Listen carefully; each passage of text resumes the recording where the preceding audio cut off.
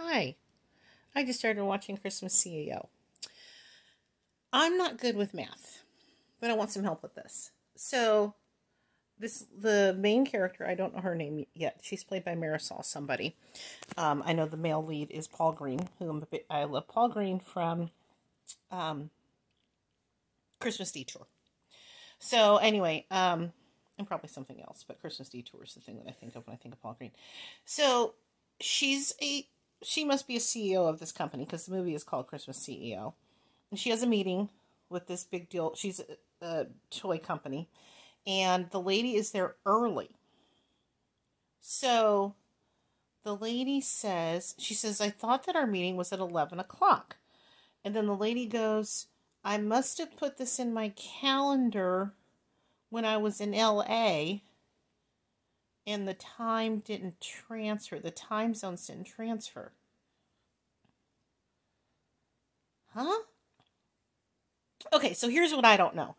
Because I haven't traveled into another time zone since Jesus. I don't know. The early 90s, when cell phones weren't even a thing. So, what I don't know is when, oh no, that's not true. I went to Mexico in 2004, but I don't even remember if cell phones were a thing. And to tell you the truth, I'm not even sure I was in a different time zone. Anyway, what I want to know is, when you go somewhere, does your cell phone know that you are now in a different time zone? The way that your cell phone knows that, like, when it's daylight savings time and stuff and it changes. The other thing I want to know is, if you write down in your calendar 11, then, and you were in California, then wouldn't you wind up being... I'm so confused. I don't see how you would wind up being early. I would think you would be late. This is literally like a math problem, and I need you guys to help me with this. This is like a story problem. Then I have to go sit over here and work on this for a minute, and then I'll be back. Okay.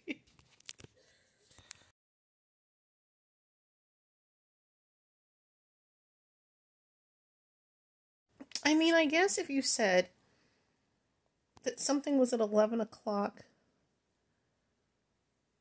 and when you were in California,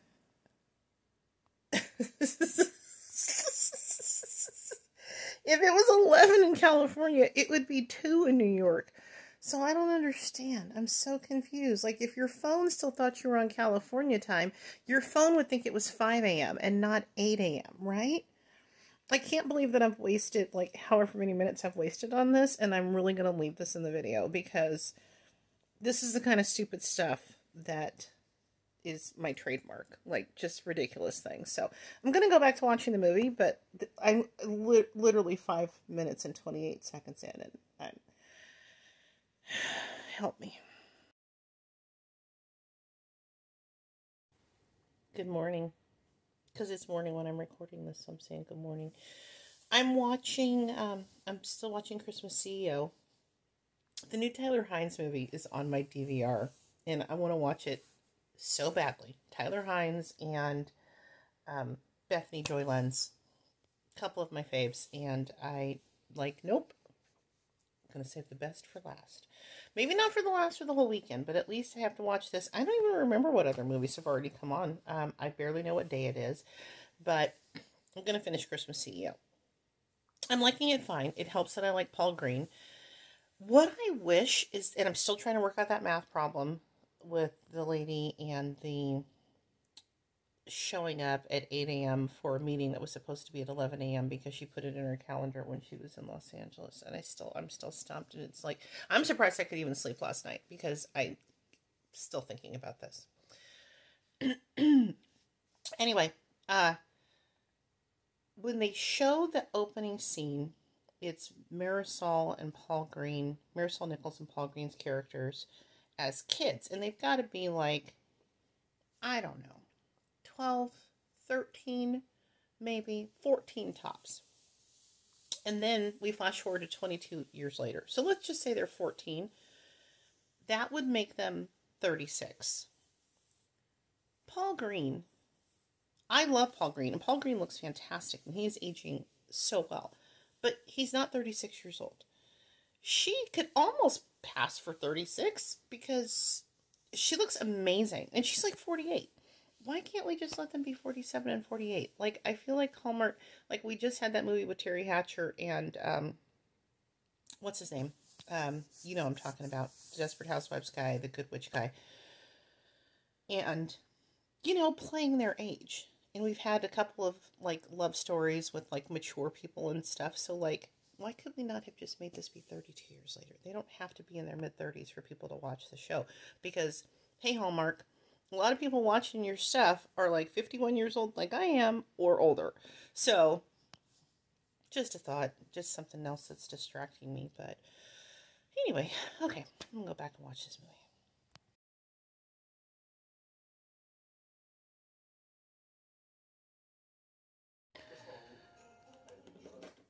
I got a question. I love Santa. I love Santa in a Hallmark movie.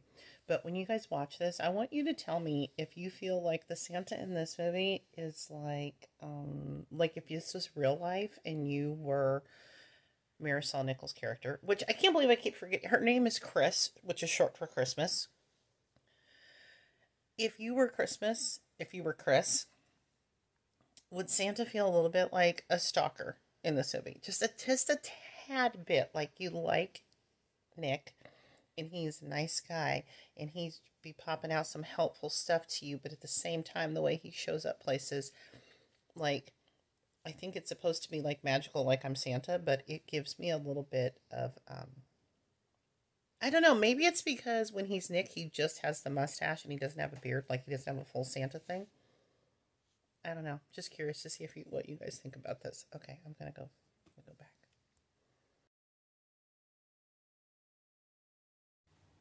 I'm back. I finished. Why am I completely blanking on the movie that I watched? Christmas CEO. It's fine. I liked it. I really like Paul Green. Um, I don't think there's anything terribly exciting about it, nor is there anything offensive about it. It's one of those that's just kind of there being a movie. And if you're a Paul Green fan, I would say watch it. It doesn't, like, Paul Green hasn't aged since Christmas Detour, which I looked up, and I think it came out in 2015, and that's really one of my faves of all time. So I'm glad I watched it because Paul Green is in it. But will I remember it? Really? Probably not. Just not one of those magical ones for me. It's going to probably land toward the bottom of my rankings, I think. But full disclosure, like, I, I don't know. I feel like I, I I'm having some trouble getting in the Christmassy mood, maybe, just because of just life and work and things like that. So full disclosure on that. I almost shouldn't even be doing reviews, but what can I do? It's my life right now, and this is when I'm watching these movies. But I don't think it's very exciting. Also, another problem is that I know I have that Tyler Hynes movie sitting on my DVR, and I'm super excited about that one. So everything next to that is kind of like, meh, huh.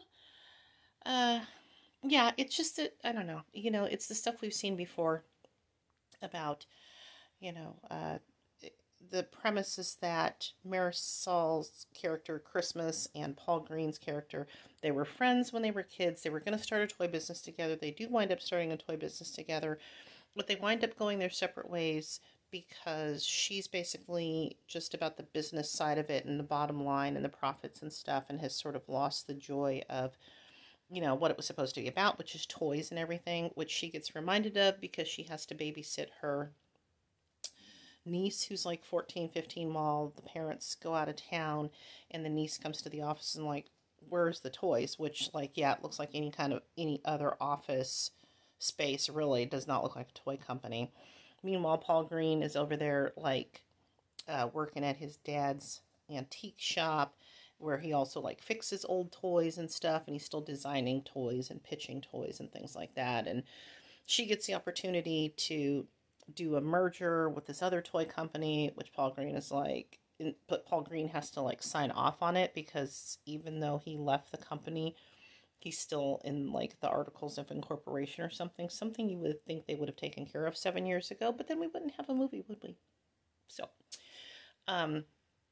yeah, so that's why they even get back. That's why they even like connect in the first place after not seeing each other for 7 years and stuff. So, that's basically the premise. He's like, yeah, I'll sign away my rights to this company as long as you like help me with the toy drive and stuff. Because he's trying to be like, this is what Christmas should be about. This is what toys should be about, bringing joy to kids and stuff. And, you know, you need to stop worrying just about the money and things like that. So, and maybe that's part of the problem is she wasn't a very appealing character. Like one of the first things she does is like her niece needs to be picked up and like she's late by like an hour to pick up her niece or something.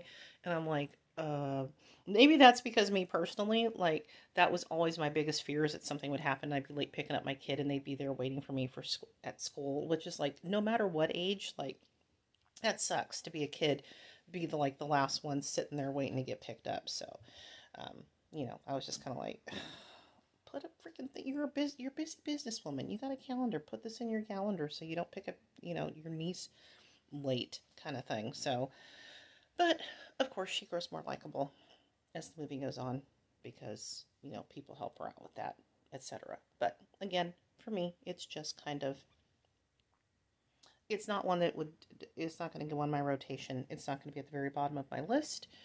Let me know what you think. And I'm going to be back in a second to review the other one that I just finished. And I will be in this exact same position, wearing these exact same clothes, because it's at the exact same time. But in between this and that, I will throw up some stock photos of Christmas things. And yeah, I'm going to do that now.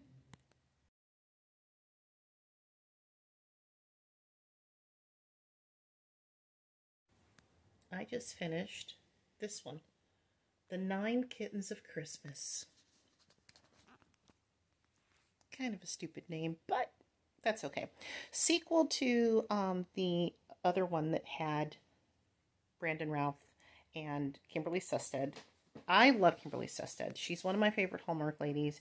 Brandon I love because I love DC Legends of Tomorrow, a show that he's on. So in the 9 Lives of Christmas, that the original movie, you know, I remember liking it fine. Of course, I wanted to watch it because I love cats and I like these two a lot. So, but you know, it wasn't one like, oh my God, I can't wait to watch that movie again. This movie, it's cute. It's kind of fun in that the movie starts and they are not together, and that's a new spin for a Hallmark, because obviously when you see a Hallmark movie you think that these people are going to live happily ever after, and in this case the movie starts with, we didn't live happily ever after. She wound up, moving to Miami, starting a veterinary practice down there, getting a new boyfriend, etc. But obviously, since they're making a movie, this is not a spoiler, you know they're going to wind up together. So the movie has those two. It has kittens. It has Gregory Harrison back as the fire chief. It has some really sweet moments with the two of them. You know, it's another middle of the packer for me, I think. But I'm glad that I watched it because it has those two in it.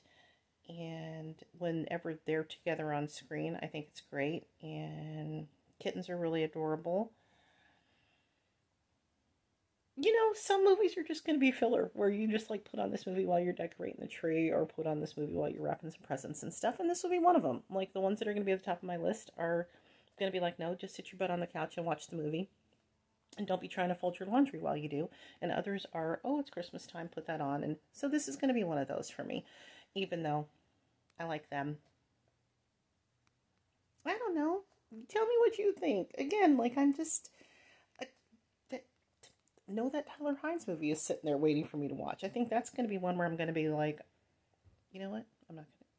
I don't want to get my expectations set too high, but I don't see how I'm not going to love that movie and be really excited to tell you to watch it. So, you know, this is one of those where it's just like, they got to roll out 41 movies. They ain't all going to be at the top of the list. So this is just kind of like that.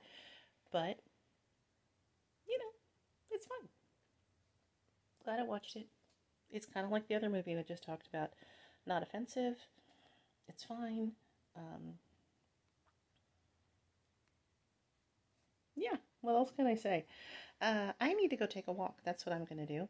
I really appreciate you guys listening to me, even though when I ramble on, because I feel like me just saying that something is fine and you can put it on while you wrap your presents isn't very helpful, but at the same time, this is my project. I'm about to watch all of these movies. I'm about to talk about every single one of them. So, you know, I appreciate you if you're sitting there watching this. And let me know what you think. I always want to know what you guys think too. So let me know. Okay? Thanks again. Appreciate you guys. Okay.